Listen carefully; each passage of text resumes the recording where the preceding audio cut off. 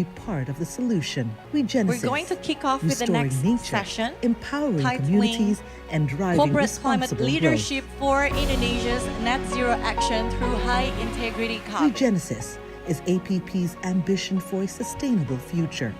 It is our commitment If you're ready, to can you put a conserving and thumbs up restoring or the two? forests and biodiversity, I while guess we're also all ready. managing Okay. carbon, driving innovation. All right, ladies and gentlemen, we empowering want to communities, make a and leap fostering in net partnerships. zero Our new emissions, forest and it positive requires policy marks the not first step only of government Regenesis and the leadership, next but phase of also our sustainability require journey. decisive Having actions already from the private developed a sector. catalog of And the native corporate species actors and piloted across restoration sectors areas, we're now are scaling up our uniquely efforts by positioned to identifying drive a larger areas with transformational the highest change potential for through restoration innovation, and expanding investment, our and impact high across integrity critical landscapes. carbon market Our goal participation. is to create shared So, ladies and value gentlemen, for you are nature, joining CEO climate, Talks as we and bring people together across our value 4 chain. of Indonesia's most influential corporate We're not leaders starting from zero. from various Together with our sectors, suppliers, namely we have been electricity, deforestation-free energy, since 2013. forests, We've and then invested in finance. flagship livelihood They're going to programs showcase and build how the private foundations sector for restoration. endow in We are accelerating building on our progress to decarbonization date. and Through how the Regenesis, corporate we are advancing continuing carbon our trade journey to to scale more up the sustainable Indonesia's business carbon market. operations.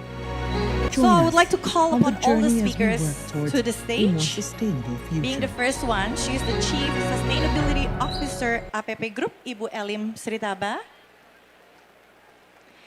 SVP ESG PT Bank Mandiri Persero Tbk, Ibu Monica Octavia.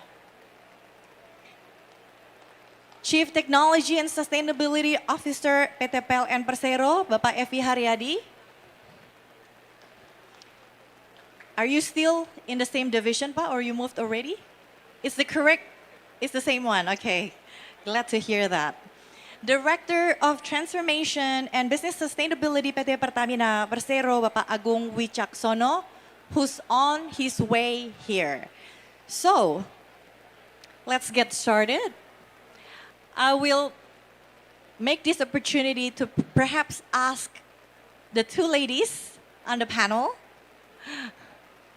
Maybe Ibu Alim, because she's the only one who doesn't have anything to present, but she has full of knowledge. She's been doing this for how many years, Ibu? 8 years in a row. Okay, in a row. For APP, 20 years. So she has all the insights. Anything you need to know, she has it. So APP, for the audience who probably not aware what it is, it's one of Indonesia's largest pulp and paper producer, right? And APP, I believe, has been committed to sustainability for so many years, and adapting a new sort of conservation and have a lot of projects ongoing. So, well, can you tell us how or what's APP's strategy to actually reduce significant amount of carbon emissions, as well generate high integrity carbon credits? Thank you, Mona. It was a pleasure.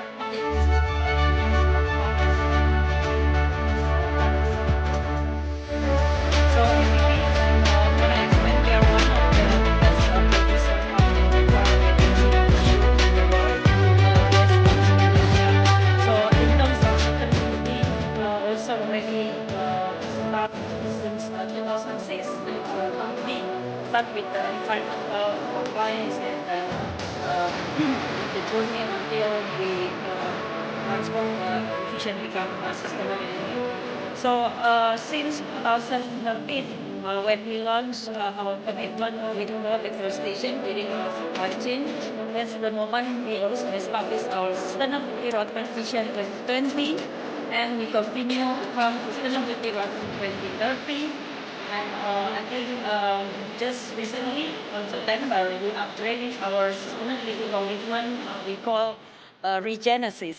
So regenesis is one of the sustainability strategy, Our more focused on homeland, not a only place where the forest stories positive, of but life are also the passed down through decarbonization. generations. So Blessed our with strategy abundant in terms of resources, gifts decarbonization, from we start God for us to in nurture our and SRV protect with 2030. wisdom and We care. start with the efficiency, identify Here, where is our journey the begins, potential area a to do the dream for our efficiency. nation. So APP have a downstream and Wherever upstream. it leads So we us, have a we are total 14 wholeheartedly mills, committed to pulp, giving paper, our and very tissue best packaging. for And the also we advancement have of our country, a 2.8 delivering the million best energy hectare, solutions to our, people across the pulp nation. supplier in Indonesia. Integrated, So within spanning this shore to shore, scale, providing I reliable think and affordable our energy to all, decarbonization from and the our bustling regenesis cities will to also the remote develop strategy villages. moving toward We 2050. pledge to preserve our And we have been homeland's committed, treasures, how we can striking achieve a net balance zero by between 2050, generating energy and answering your question and in terms protecting of the high environment integrity for future project. We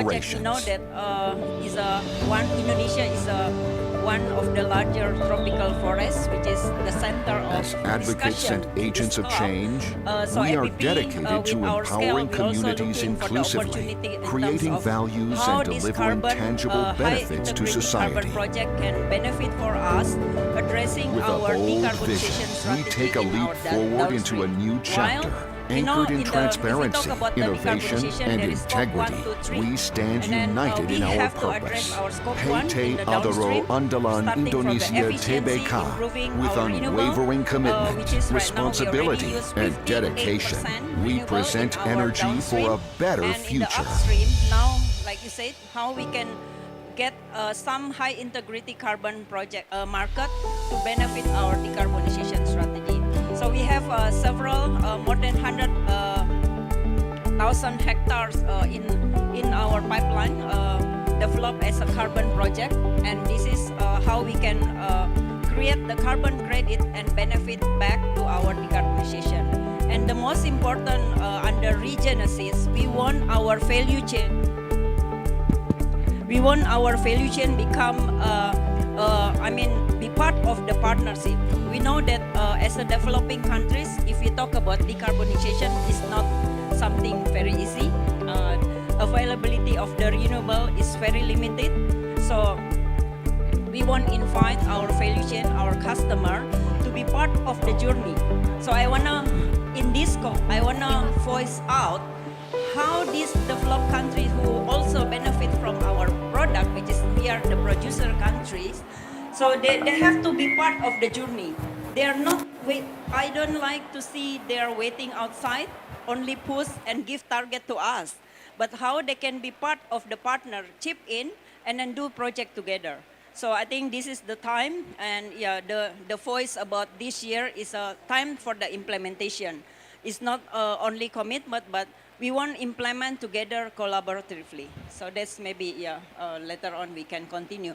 So this is the voice that I would like to invite brands, customer, not only give APP target to do the decarbonization, but please become our partner to do together the carbon project, and then how can benefit not only for APP, but they also can claim the carbon or low carbon product coming from producer country.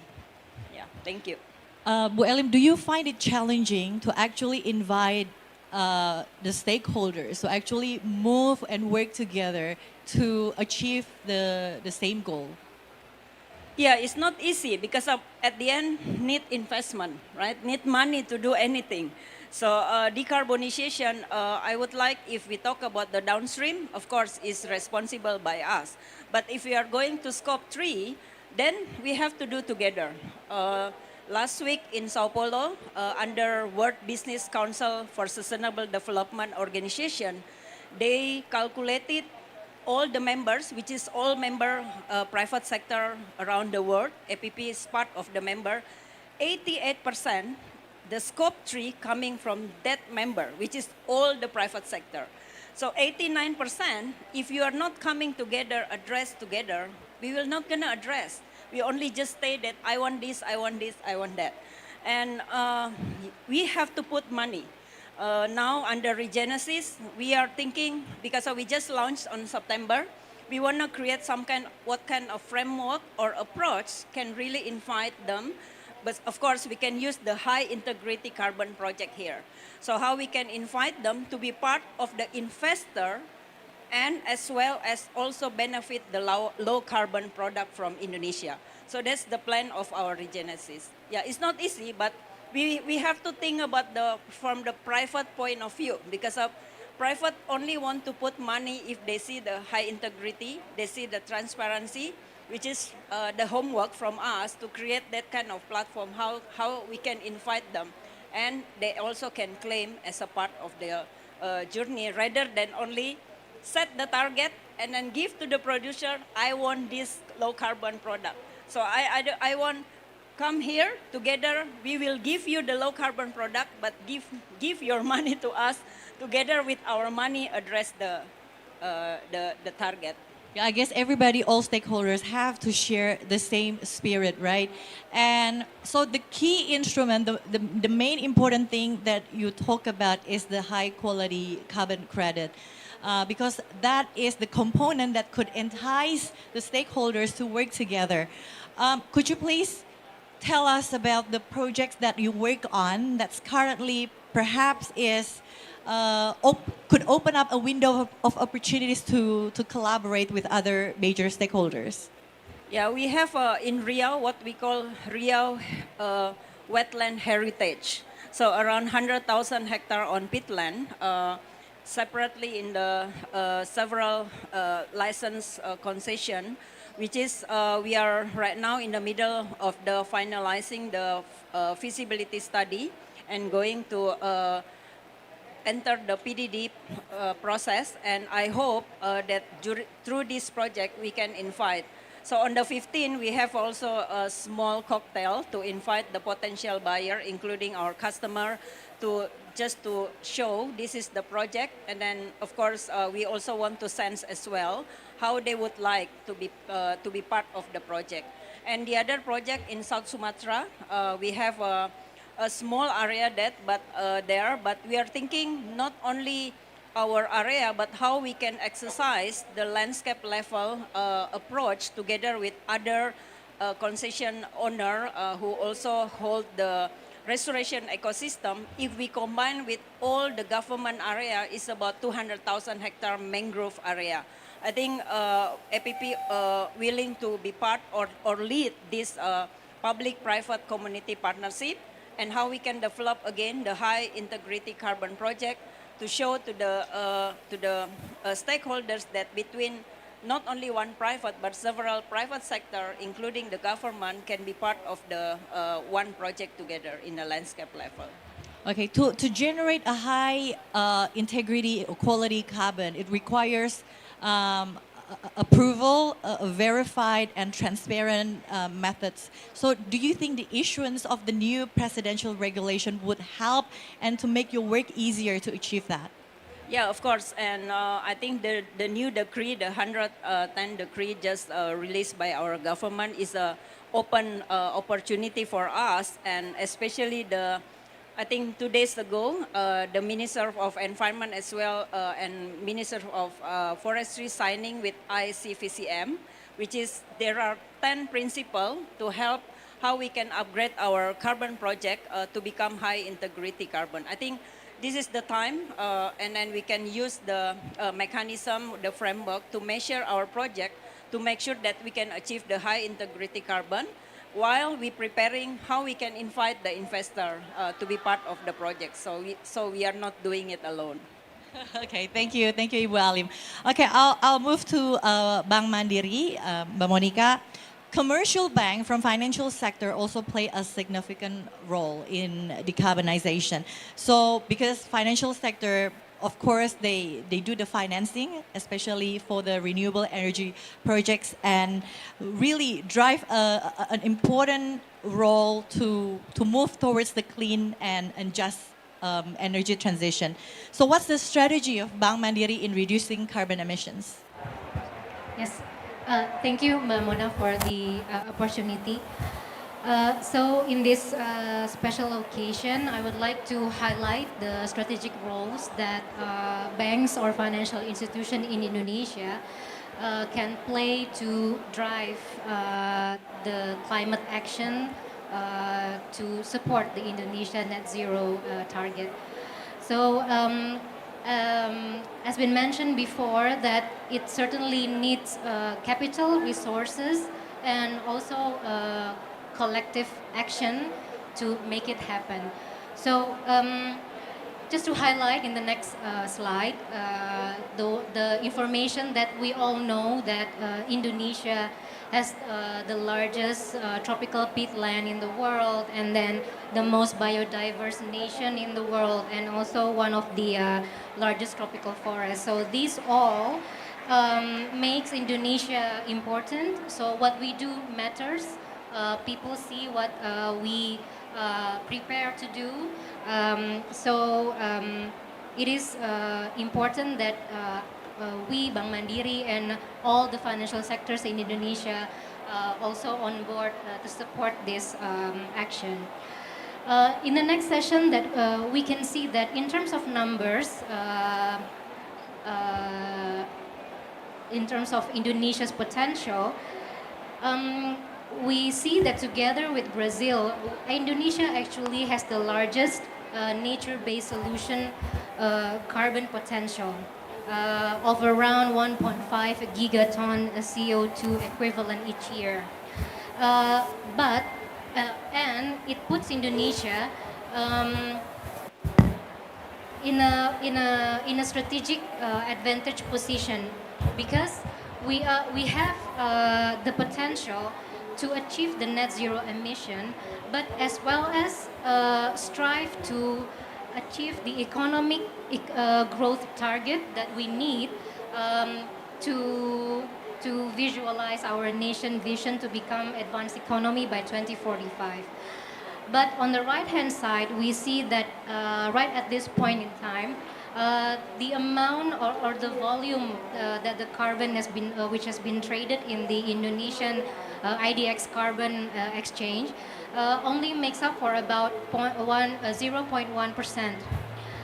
So it's still not significant yet. But like what Bu Elim said, the momentum is right here with the government making the new regulation. So with the international mutual recognition to increase the credibility of the carbon, the integrity. So Bank Mandiri is ready to support this action as well. To highlight in the next slide what we've achieved so far, Bank Mandiri in helping in helping the financing for this carbon investment, the gap is still significant.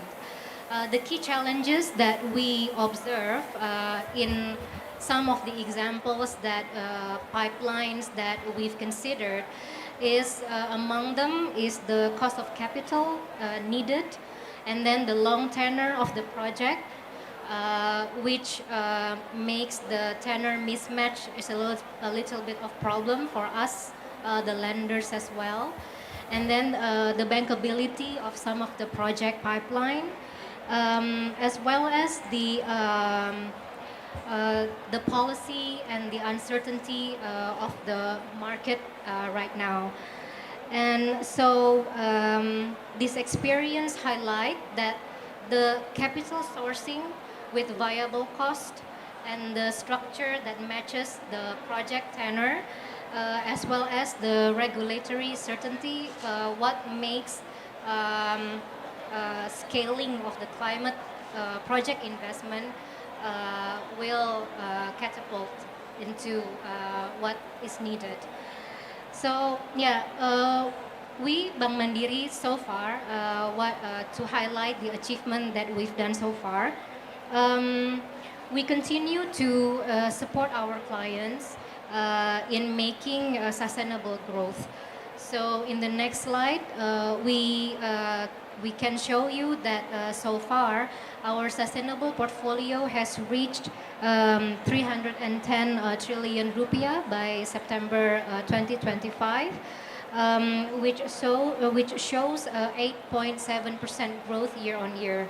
And this is driven by both the green portfolio coming from various green projects ranging from the sustainable agriculture, renewable energy, eco-efficient products, clean transportation, as well as the water and wastewater management, but as well as coming from our social portfolio, which basically comprises of all our MSMEs portfolio and other sectors such as healthcare.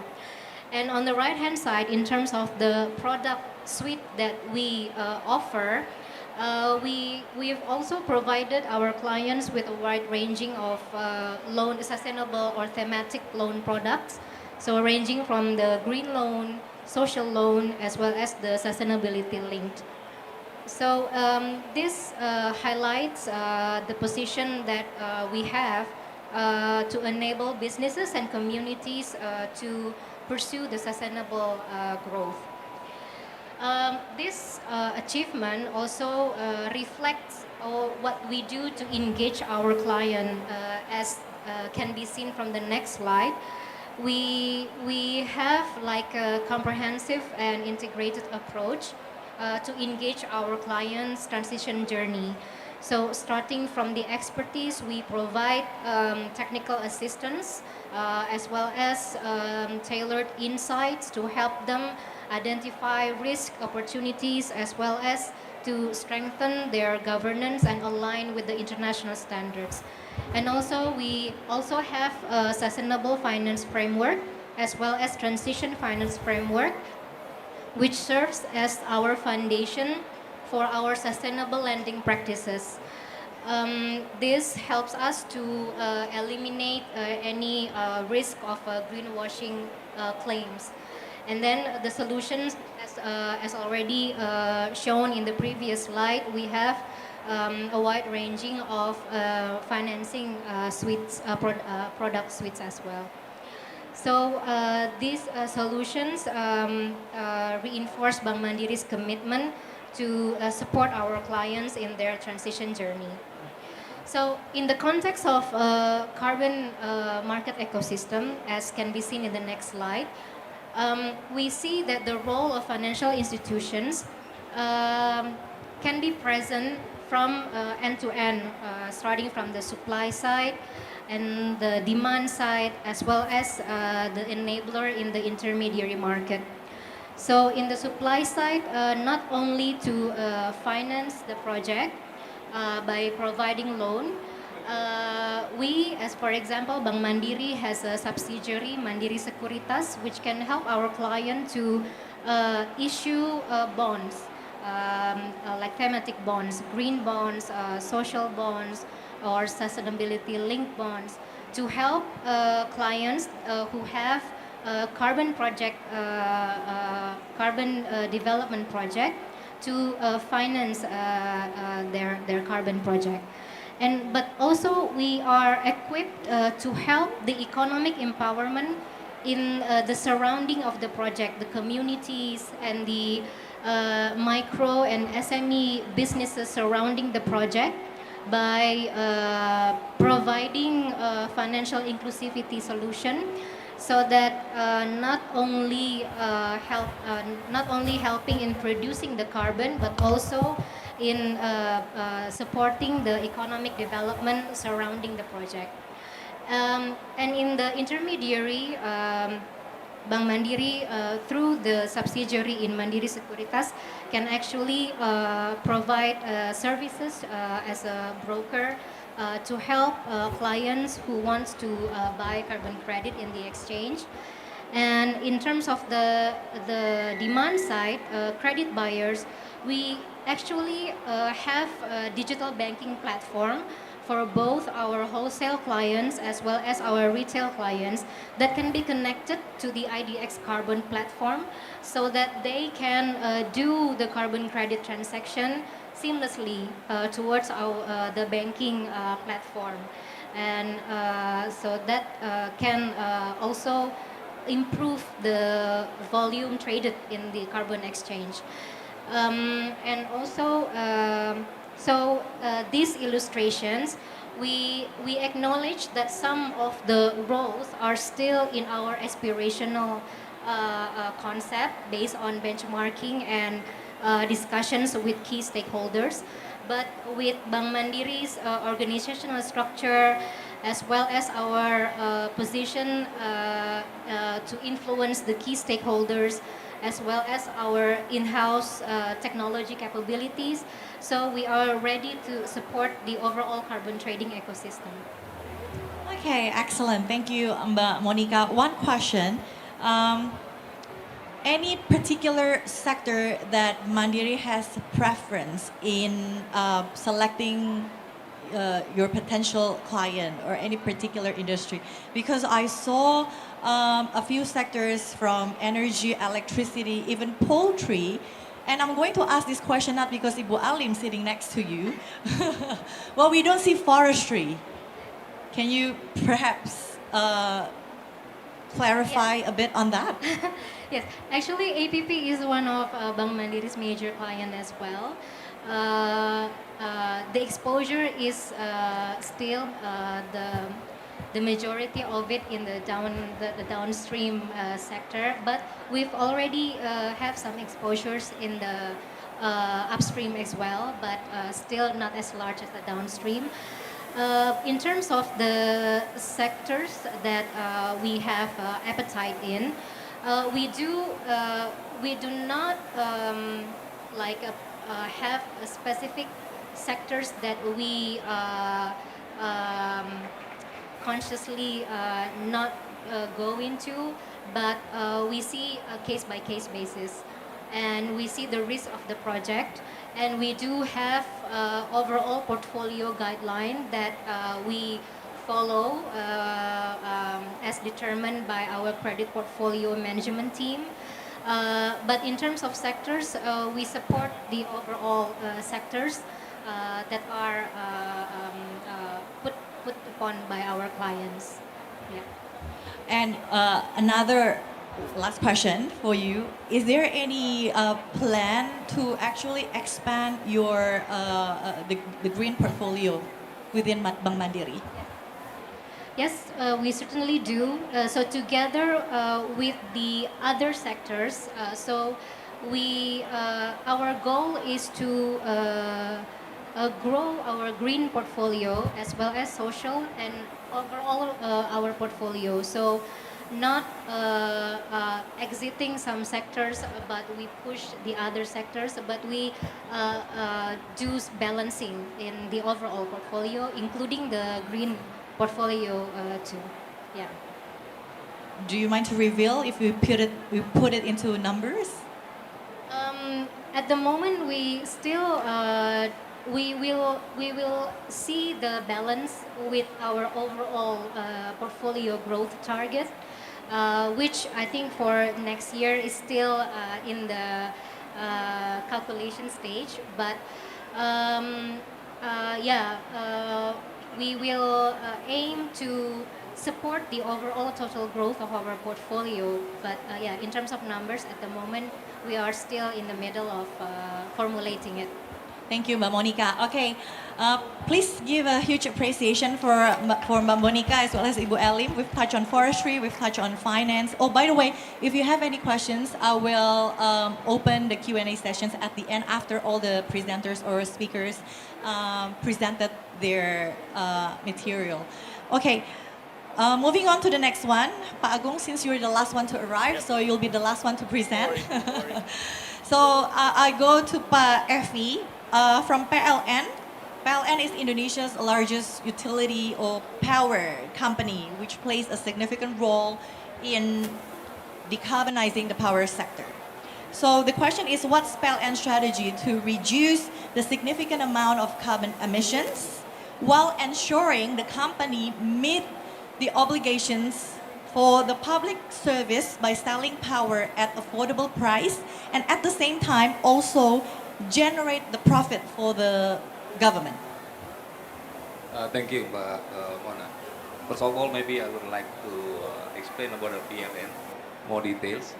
As in the slide, we can see that PLN now serve around 93 million customer, but till now we also have served around 80 years more the development of our power development in Indonesia. Now we not just only providing the electricity, we also concerned that want to beyond the electricity. And now we also has been preparing more on ESG disclosure that is plain here. There is we has been publishing some reporting related with the ESG. It's start with the sustainability report, climate related disclosure report, as TNFD and so on. And with this, we also achieving our risk rating. Before our risk rating in 2021 is just only 30x. It means that is have high risk, and now it's become 27.4 is medium risk. We improving and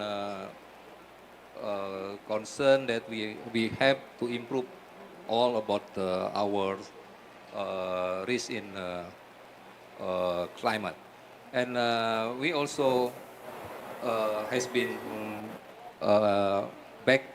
Yeah, we also has committed to achieve. First is back to the second one. The president, yeah, want to achieve the target of net zero emission by 2060 that has been committed in COP26 in Glasgow. And at that time, we has been aligned our target in Indonesian long-term climate goal. And based on this, if we see here, we not just only achieving our target by reducing the coal, but also the intensity of our emission. If we see the maximum emission, it will be 2035.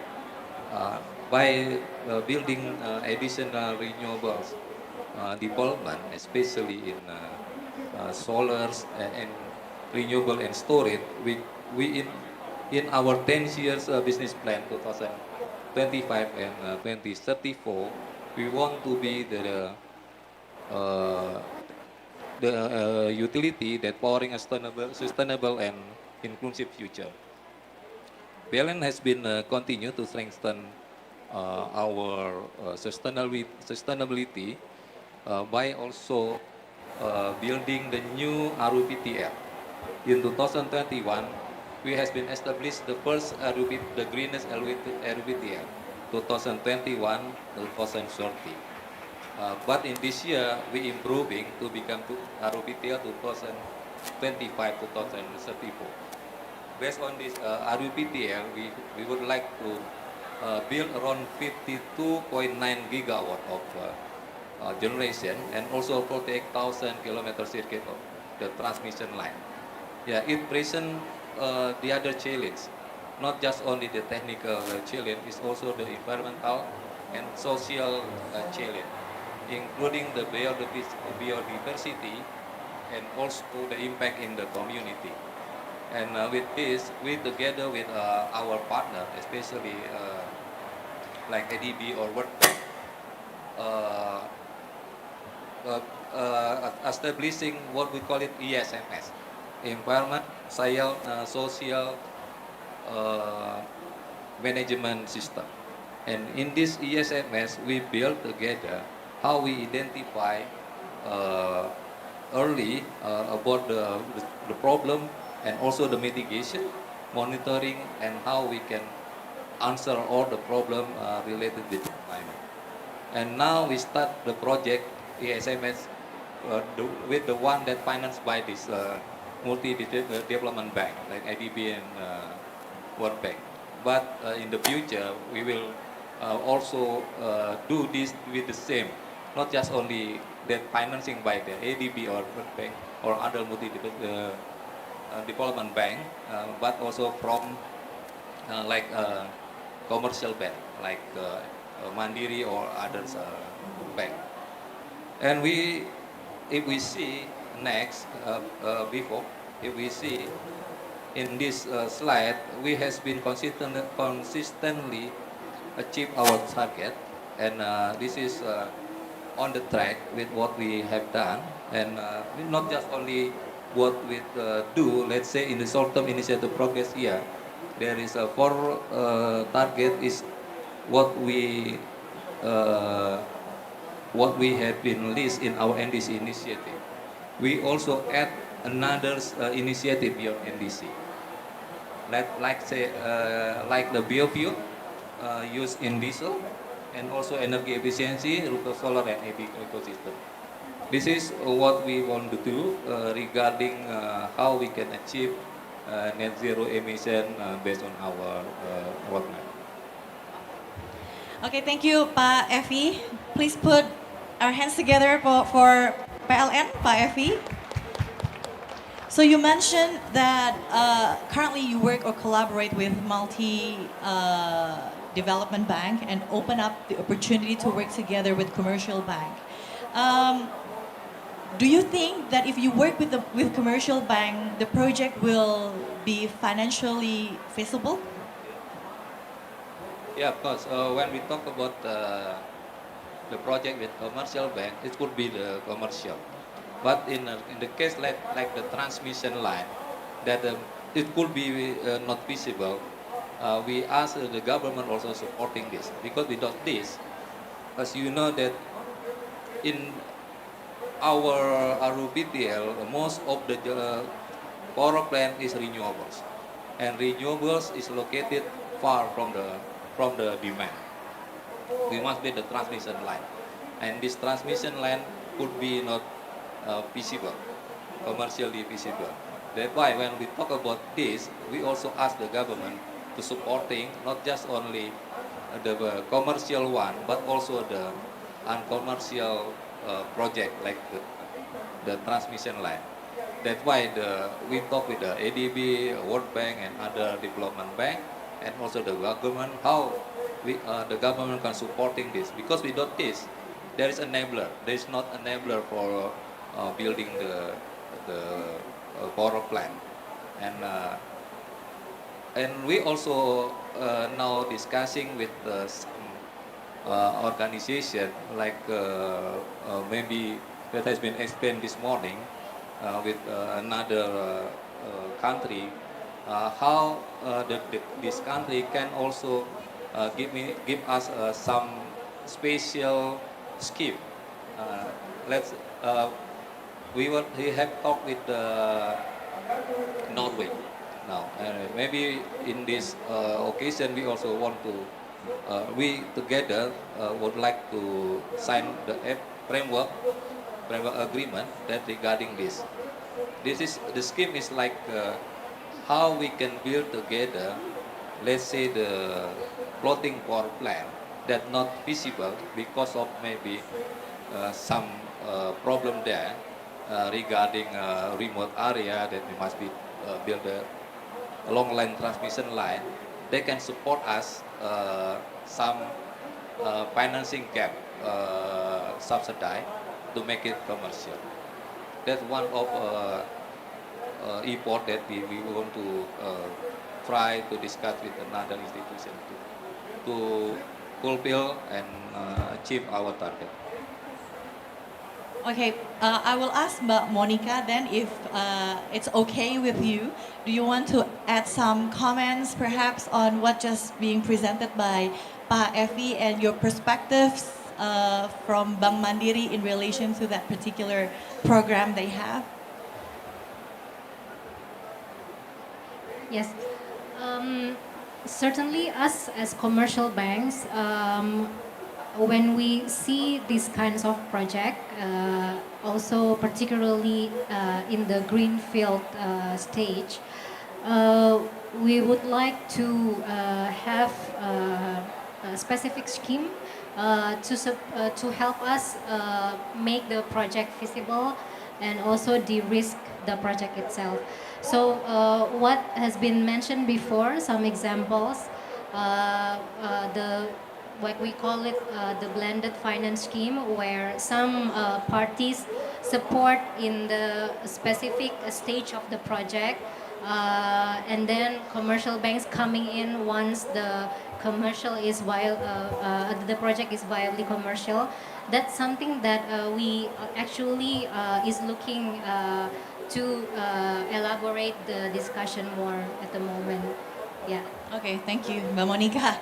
Pak Evi, I have one more question for you. It's not fair because all the source person have 2-3 questions. Okay, one last question for you is you mentioned about the RUU PTL 2021 is the greenest RUU PTL. So what do you think of the current one, 2025 to 2034? Would that be greener than the previous one?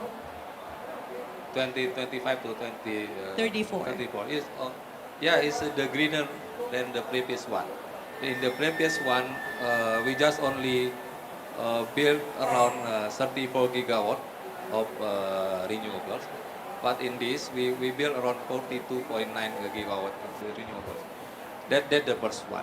The second one is also in this we add a lot of renewable regarding the VRA, like the PV rooftop and also the storage. Yeah, because in this also we add the we call it the smart grid. Yeah, in the previous one there is no smart grid there. It make without smart grid we cannot build more VRA in the system. We not just only doing this in our RUBTL, we also in this RUBTL we also include about the decarbonization, what we call it, additional carbon market mechanism and include in our RUBTL. Yeah, let's say now we also include in here how we can use our renewables that now established in the system, not just only preparing the power but also creating the profit for the company. Okay, can you specifically explain one of the project as in like one of the significant milestones or breakthrough that PLN did in transforming the power sector towards a cleaner or more sustainable energy? Now we are preparing in our system the big project of the storage. The storage we have the project of storage around 6 gigawatt of storage, and also the big project of VRA and around 17 gigawatt. It's not include the 100 gigawatt project that has been published by the presidents. And now we're starting doing some bidding project, bid doc preparing, and maybe in the near future, maybe in the next 2 months, it will be starting procurement process. Okay, thank you very much, Pak Evi. Okay, last but not least, we have a representative from Pertamina sitting next to me. Okay, Pertamina is Indonesia's state-owned enterprise, right? In oil and gas Energy. and Energy. energy as well. So if you look at it, it's totally the opposite of green industry, right? So the question is how Pertamina balance the need to meet nation's energy demand with the long-term goal for decarbonization. Thank you. So first of all, I'd like to begin by clarifying on 2 things. Number 1, sorry for being here slightly delayed. It has to do with the first slide. The next slide, we were in a meeting with the presidential spokesperson, the special envoy, Pak Hashim, the Minister of Environment and Vice Minister of Forestry, where Pak Hashim, the presidential special envoy, emphasized the importance of COP30, so that he traveled all the way from Indonesia to here, bringing the message of President Prabowo. And if you look at how President Prabowo's priority, which is called Asta Cita, which is now he's 1 year into his term, Asta Cita also puts one aspect out of 8, which is called the green economy. So this is where we see economic growth and net zero emission being aligned. And especially when it comes to the profile of the carbon emission of Indonesia, right now, a majority of that comes from the energy sector where Pertamina is. 55% of the emission is from the energy sector.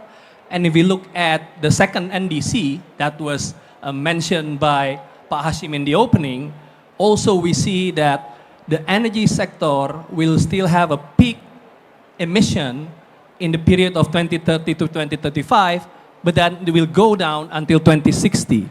That's why the Astacita from President Prabowo is very important, because it is within these 5 years where the program, the policy to enable energy emission to achieve the peak, and then we'll go down to 2060.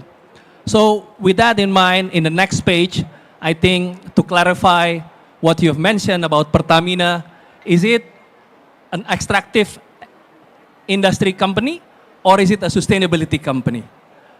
I come to the company in June this year, so less than 6 months ago.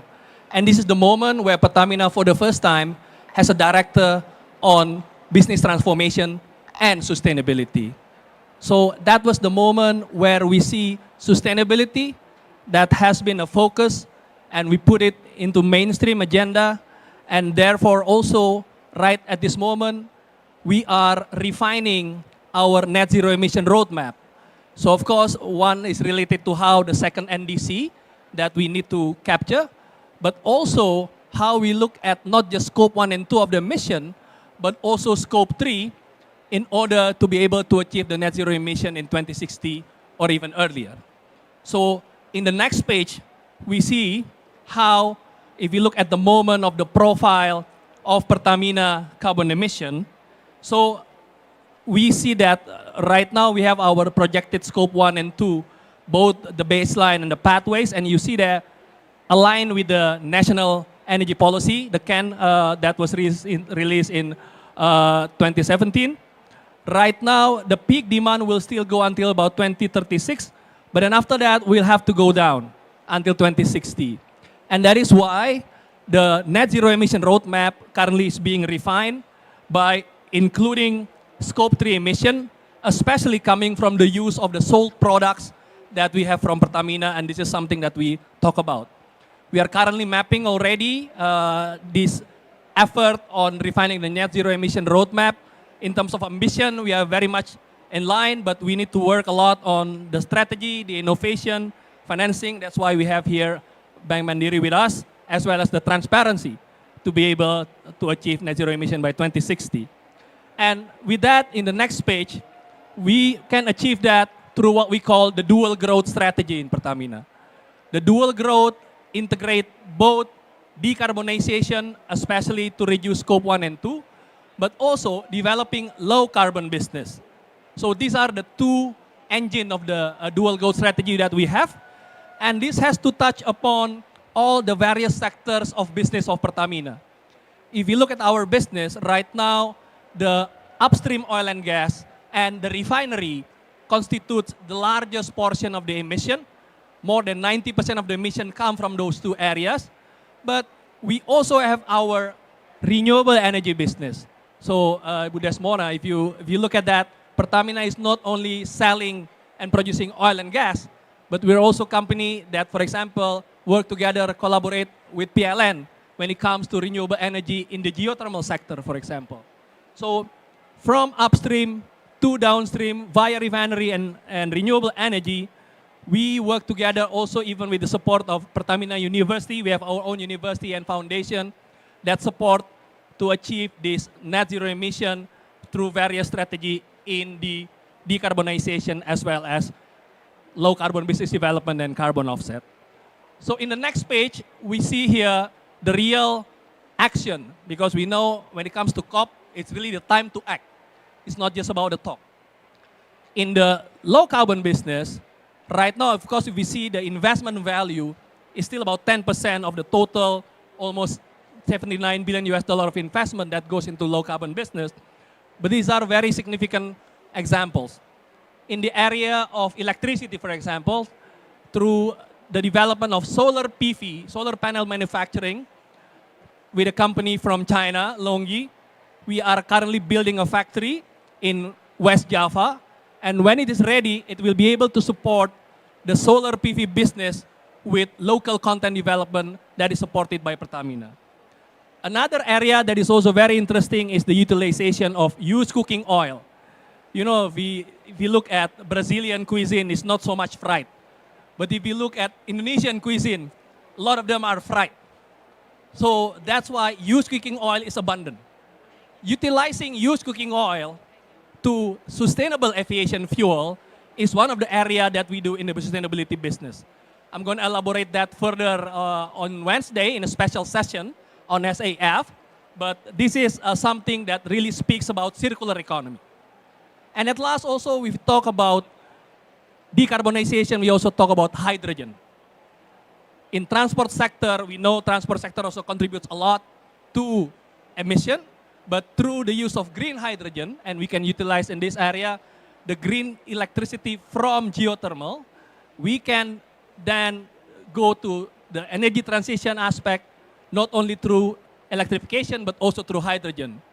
We work with a Japanese company, Toyota, right now, to build a pilot plant to produce green hydrogen for the transportation.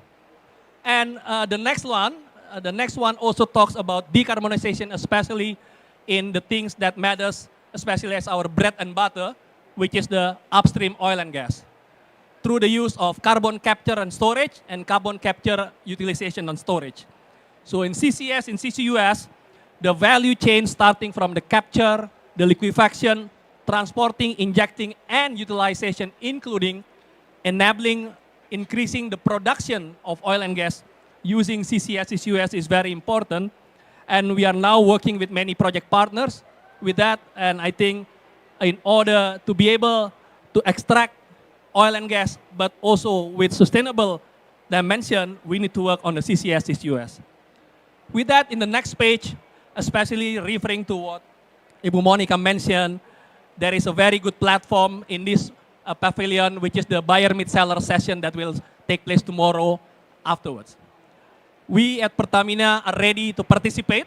We're going to transact. We're going to, deal tomorrow already with Bank Mandiri, the carbon credit that is utilized, that was generated from our business.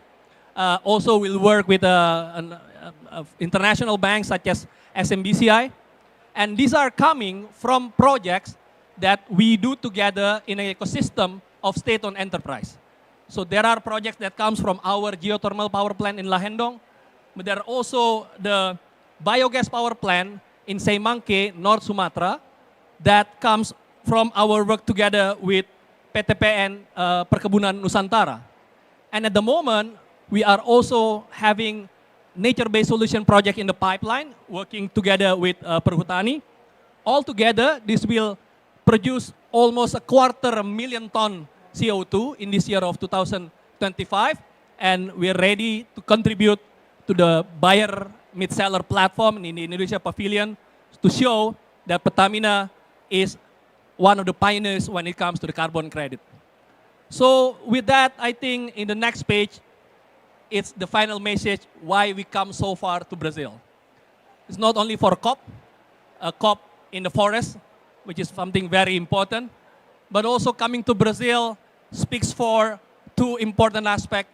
Number one, last month, the president of Brazil visited Indonesia, and in front of President Prabowo and President Lula, we from Pertamina signed an MOU with the Brazilian company Fluxus, which will help us to enhance energy security by strengthening our oil and gas exploration. But the second aspect, which is also very important when it comes to Brazil, is about their success in bioethanol.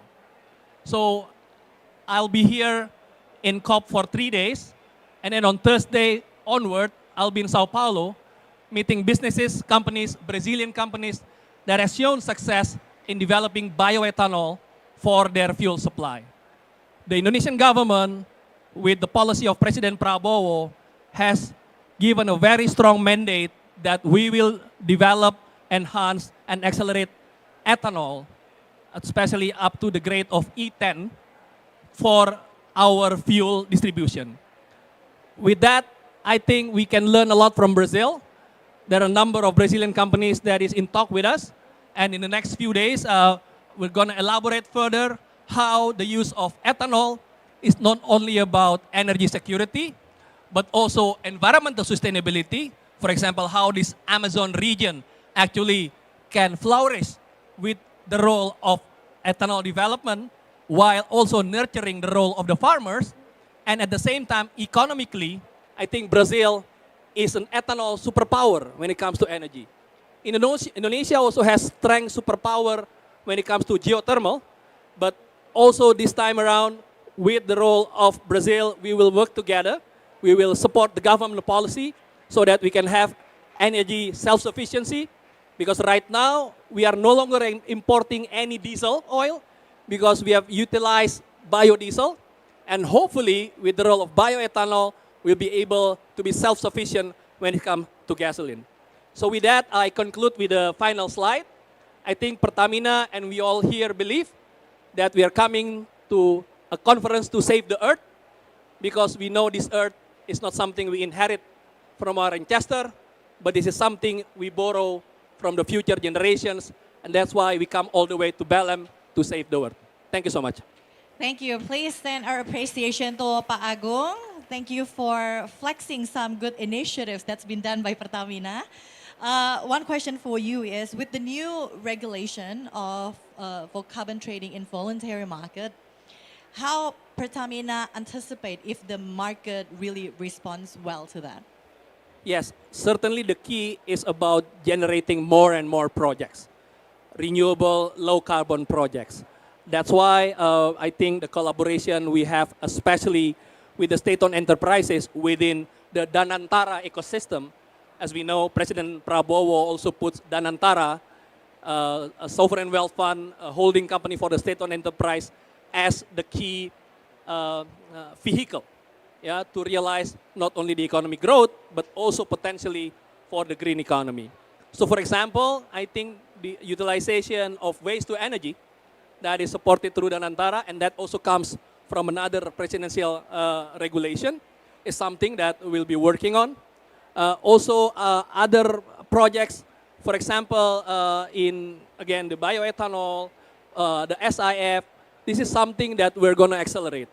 So I think that's the reason why Pertamina see there is a need to have a special role in sustainability in the board, and this is also part of the journey of transformation for Pertamina towards sustainability. Do you think it will be challenging to prepare those green projects to fulfill the demand from the market? Challenge is part of life, just like change is part of life. Climate change is a challenge, but we all be committed to tackle this, because again, this is the only earth we have. Thank you. Thank you very much. Okay, now I will make the opportunity for the floor. If you want to raise any questions or you have any queries, anything you need to confirm from the speakers. AC, Oh, Vice Chair, okay. Foundation, and many other hats that you wear as well. So we're very honoured to have you here. And Richie Merzian, who I feel like everyone in the room will know as a friend, CEO of the Clean Energy Investor Group. Thanks so much for joining us today. I just to frame the event before to the panel. I also want to acknowledge that Rebecca Williams, Deputy CEO of the Global Wind Energy Council, intending to be here, but is still in transit. So I think she's just touched down in Belém. So thankfully, with Michael and Amisha, we've very much got an international perspective on offshore wind, which is terrific. So we've shaped this conversation around how we harness the economic and social benefits. Thank you very much for coming all this way. Sorry for my voice, I'm still recovering from this past event. I'm Camila from Brazil, and I decided to attend these sessions because carbon trading is something that I've been looking for to deal in Brazil. And as a young activist, we are kind of, half of it supports and half of it don't. So I have two questions though. Sorry if I didn't get the others company's name, but I got app group and also Pertamina. So I have two questions though.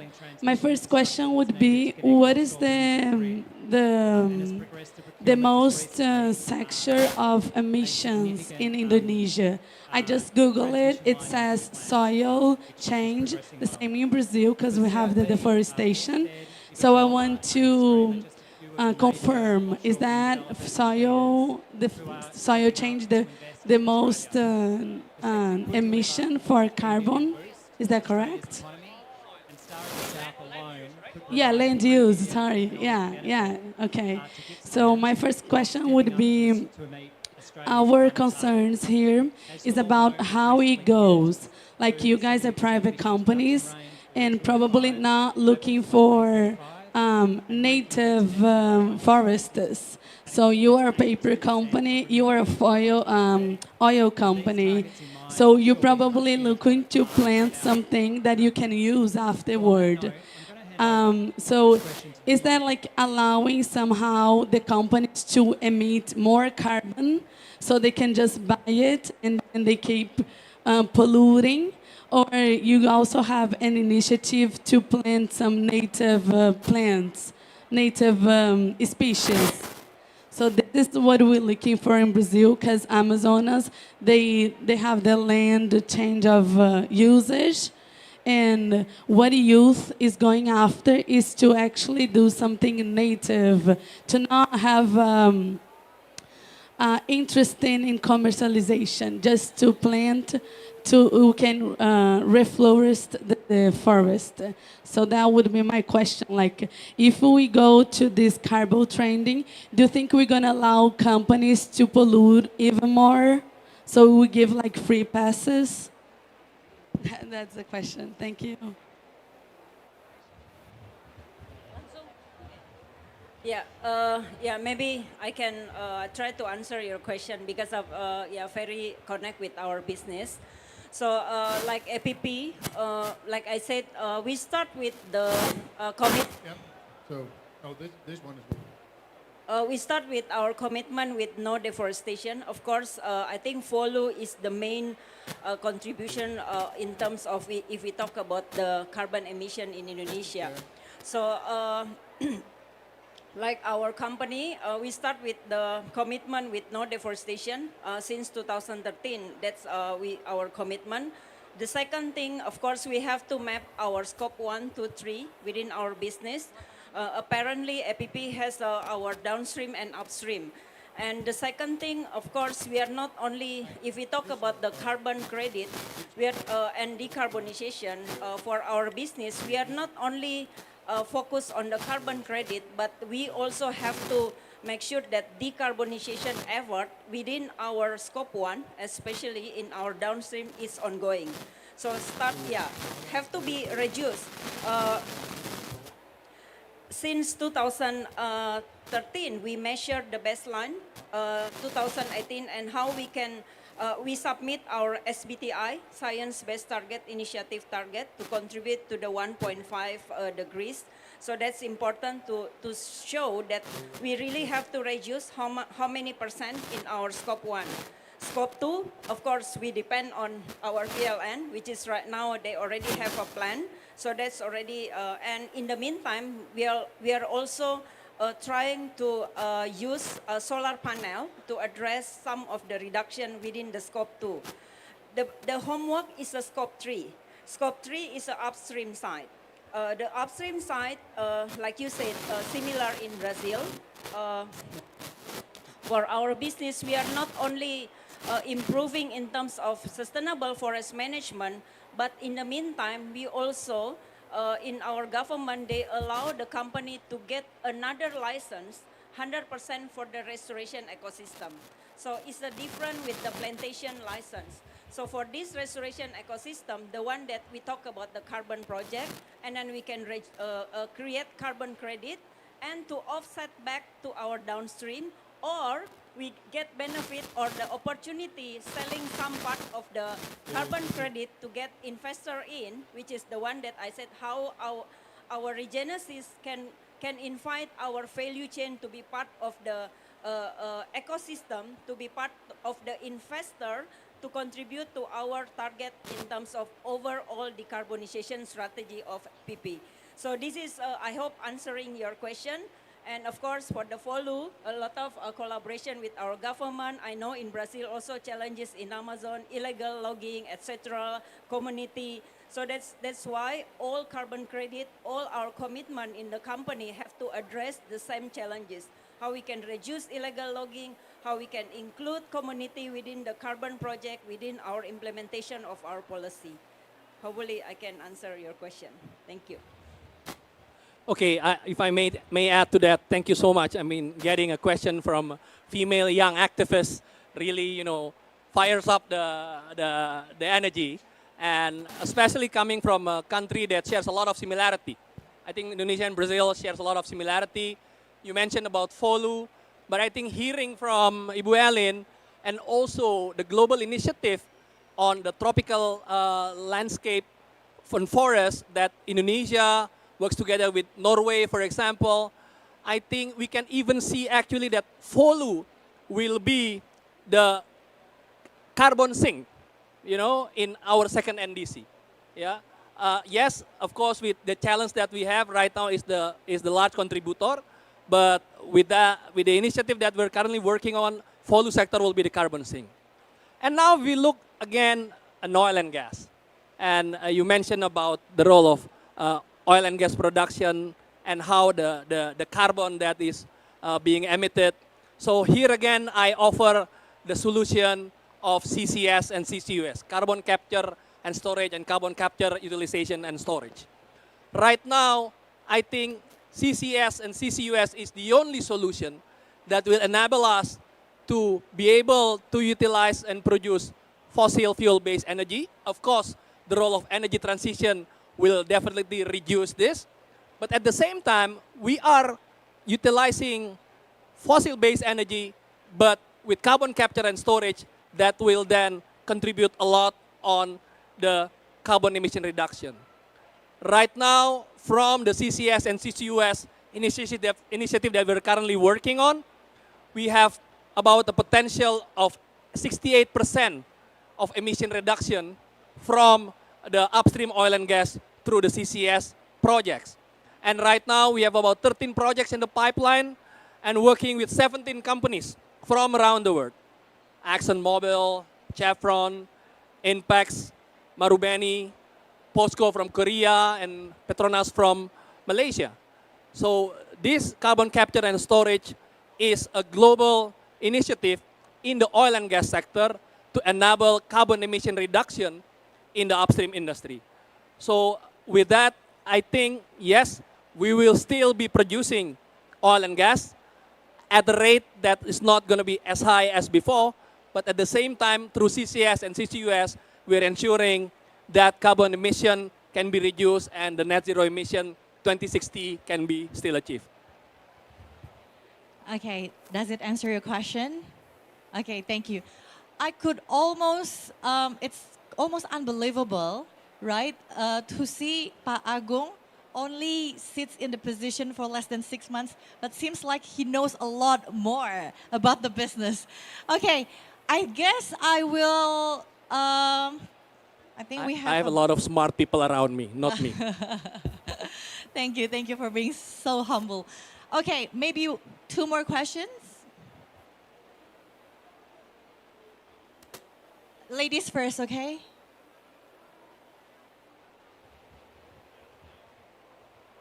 Good Spencer from Antigua. I want to see more alignment of your target goals with your biodiversity goals.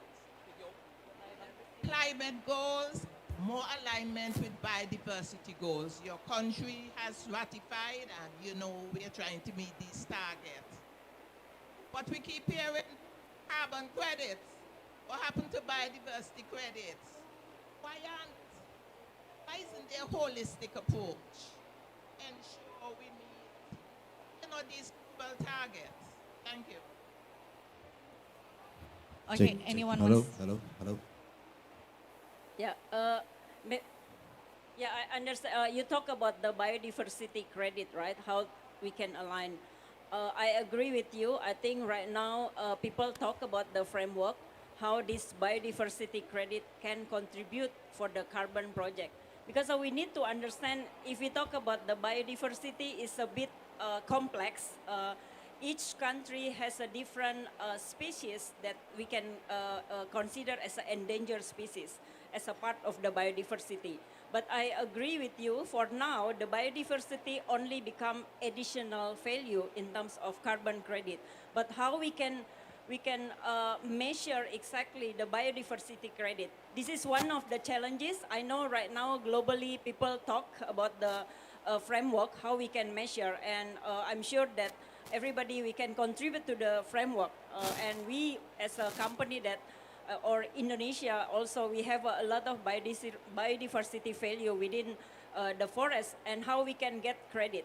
Yes, I think you can join the UN biodiversity framework under IUCN. They discuss about this biodiversity credit, how they can really measure with tangible materialize the biodiversity, so we can convert into the credit. So yeah, right now I think not really available, but in the discussion. Thank you. Okay, Bu Eli, maybe you want to add more. I think it's still in relation to the first question, in relation to the native plants or species that we need to take care of so it's not vanished. Yes. So basically, I'm sure there is some tools already available to identify what we call high conservation value. So every company who like us, before you start your operation, you have to assess using these tools called HCV toolkit.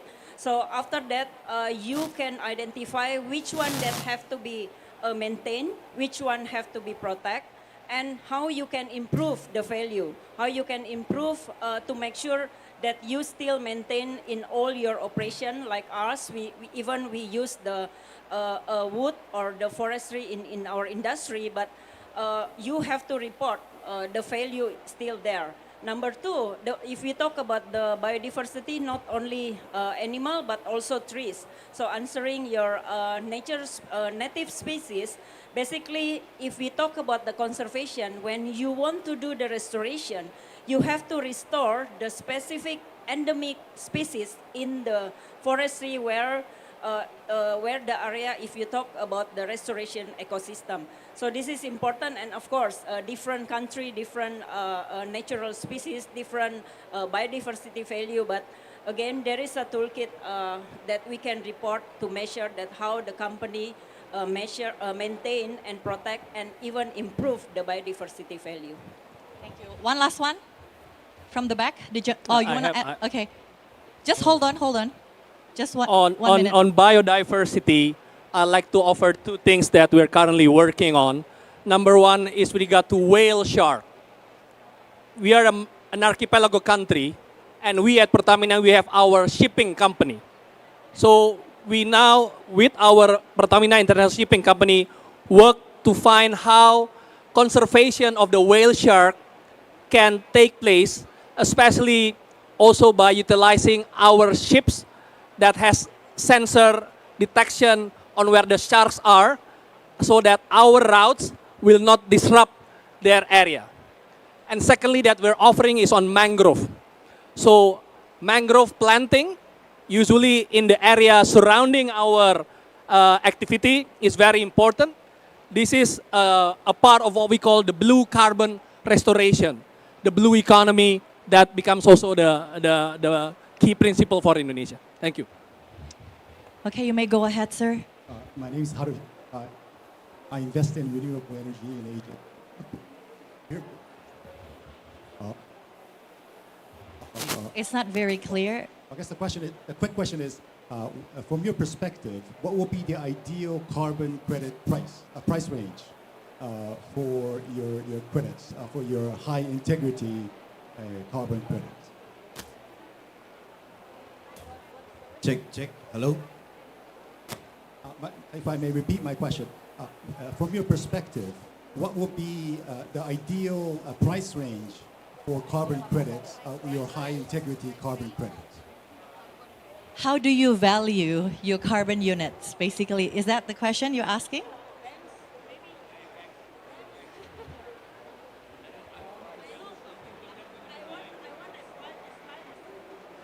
They can't make up their mind. Can you ask another question?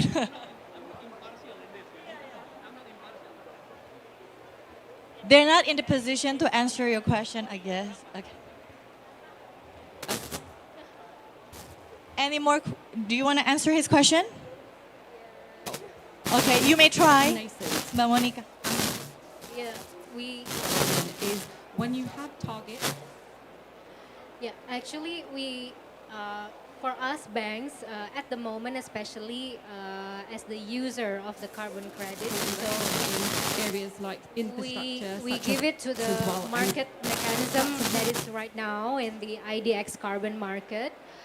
Yeah, in the future with more projects coming in, and then with the integrity that will be there in the market, the supply and the demand, all the barriers that Preparation for are wind right now. projects. If all the barriers are be able to be eliminated, I think the market mechanism will establish a viable carbon pricing, at least for the Indonesian market. But with the mutual recognition with the international standards, I think the discussion that we will have, what is the 1 unit carbon equivalent for all markets in different countries, I think that is something that we will look and we will discuss further. Yeah. But I think we will see with the pricing mechanism that we will give it to the market. It depends on the supply and the demand. Okay, I guess we're all clear, and I have to end this session. Please put our hands together once again for all the speakers. Thank you for sharing a lot of insightful information. So before we dismiss, let's have a group picture together. Dominated by shipping and very fuel